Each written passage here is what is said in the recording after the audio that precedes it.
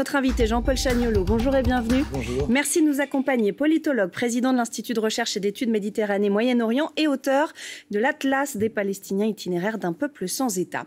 Le président français qui reçoit donc cet après-midi le président de l'État de Palestine. Et là, je reprends les mots d'un communiqué officiel de l'Élysée pour qualifier Mahmoud Abbas. Comment vous prenez et comment vous analysez cette qualification de président de l'État de Palestine pour Mahmoud Abbas ? Il y a quelque chose de l'ordre du symbolique, parce que d'un point de vue constitutionnel, ce n'est pas le chef de l'État de Palestine, mais enfin, il est le président de l'autorité palestinienne, et l'autorité palestinienne, qui a été créée par les accords d'Oslo, en fait, à ce jour, c'est la seule instance qui soit reconnue sur le plan international. Donc, comme il vient y avoir, on vient de le voir très bien dans votre reportage, il y a reconnaissance de l'État de Palestine par la France, donc on reçoit celui qui est de facto, je dirais, le représentant de l'État de Palestine. C'est aussi simple que ça.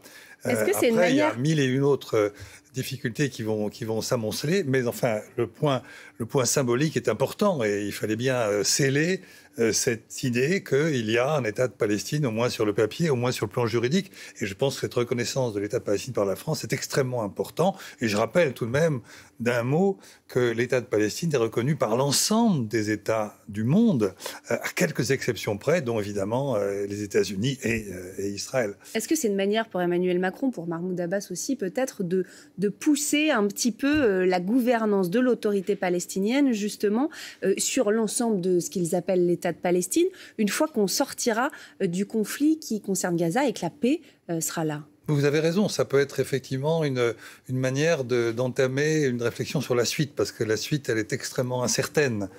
Pour faire très court, on peut dire qu'il y a deux orientations aujourd'hui. La première, c'est celle qui est plutôt conduite par les Américains, c'est-à-dire en fait s'occuper uniquement de Gaza, faire en sorte qu'il y ait une gouvernance à Gaza, et on oublie la question Israël-Palestine, c'est-à-dire qu'on oublie la Cisjordanie, et par conséquent, on veut par exemple reconstruire, ce qui est évidemment essentiel et fondamental. On veut qu'il y ait de l'aide humanitaire, tout le monde est d'accord, c'est fondamental, mais enfin, on n'irait pas vers une solution politique. Donc ça, c'est le premier chemin.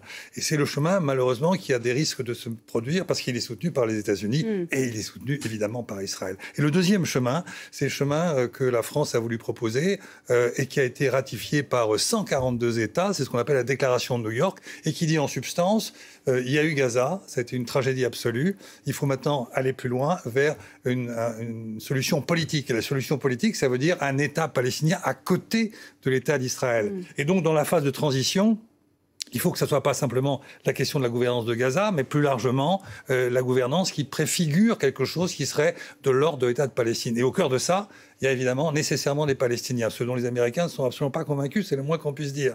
Donc l'idée de recevoir, effectivement, vous l'avez bien vu, Mahmoud Abbas, c'est de dire il faut que les Palestiniens soient au cœur de ce processus qui, dans un premier temps, serait évidemment une transition. Ensuite, il y aurait des élections, ça c'est fondamental, et des réformes de l'autorité palestinienne, les deux étant... Oui, ça c'est des conditions qui ont été posées. Oui, et puis c'est complètement lié. Il faut une réforme en profondeur et il faut des élections d'une autorité palestinienne de façon à ce que, par exemple, la jeunesse palestinienne puisse s'exprimer. Elle n'a pas fait depuis les dernières élections, c'est 2006. Donc voilà. Et c'est ça que c'est un peu le signe, ou plutôt le signal que l'Élysée veut donner aujourd'hui, aller dans cette autre voie que j'indique et non pas celle des Américains qui, à mon avis, est une voie qui ressemble fort à terme à une impasse. On comprend la voie prônée par Emmanuel Macron, par la France, par l'Europe aussi plus largement. Pour une partie de l'Europe, oui. Pour une partie de l'Europe, vous avez raison.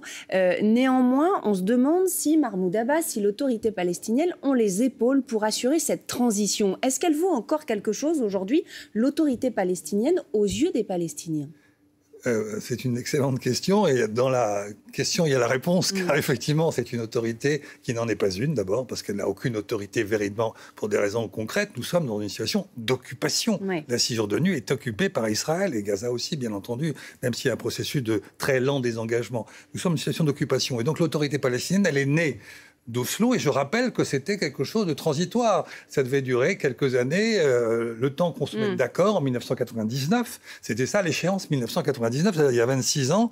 Et là, on aurait eu un État de Palestine dans le scénario optimiste. Bon, aujourd'hui, on a donc une espèce d'autorité, une structure décrédibilisée, complètement dévitalisée, mais c'est la seule qui, sur le plan juridique, tienne. Donc, on commence par là, mais il faut la réformer. Donc, Après, il y a la question des hommes. Elle est capable de faire face au Hamas ou pas? Il y a la question des hommes. Vous savez, la question du Hamas, on le prend comme une sorte de diable, comme ça. Bon, la vraie question, c'est aux Palestiniens de décider. Donc c'est pour ça que les élections pour une nouvelle autorité palestinienne est indispensable. Ce seront aux Palestiniens de dire qui ils veulent les diriger. Et parmi les leaders, il y a une question qu'on entend souvent ces jours-ci et qui est très importante. C'est effectivement, on a un personnage qui est emblématique chez les Palestiniens et aussi dans la jeunesse palestinienne, alors qu'il est en prison depuis 2002, qui est Marwan Barghouti. Ouais. Et il y a toute une discussion pour savoir s'il serait libéré ou pas. Les Israéliens ne veulent pas le libérer. Les Américains sont en train d'hésiter. Je ne sais pas ce qu'ils feront. Beaucoup souhaitent sa libération, car là, on aurait un personnage un peu différent. Et d'un mot, il y a eu des élections législatives et présidentielles qui étaient prévues il y a 3 ans et qui ont été annulées par Mahmoud Abbas, parce qu'il craignait de les perdre. Et dans les sondages, on voyait bien que les indépendants étaient en situation de force. Et dans ces indépendants, il y avait Marwan Barghouti, qui appartient au Fatah, mais dans une ligne un peu différente. Et donc, Marwan Barghouti avait de très fortes chances d'être président de l'autorité palestinienne. Donc, vous voyez, tout ça, Mais c'est vrai qu'un des drames pour les Palestiniens aujourd'hui, c'est qu'un, ils ont une autorité complètement discréditée, et deux, ils n'ont plus de véritable leadership. Mahmoud Abbas est celui qui tient encore parce qu'il est à la tête de cette autorité, mais en réalité, il n'a plus aucun charisme, il n'a plus rien en fait. Ouais. C'est une perche qui doit se tourner très vite, et donc les élections devraient se faire très vite, mais les conditions évidemment ne le permettent pas aujourd'hui. Oui. Mais il faudrait qu'elles puissent se faire dans un délai, la déclaration de New York où les Français parlent de 1 an à 18 mois.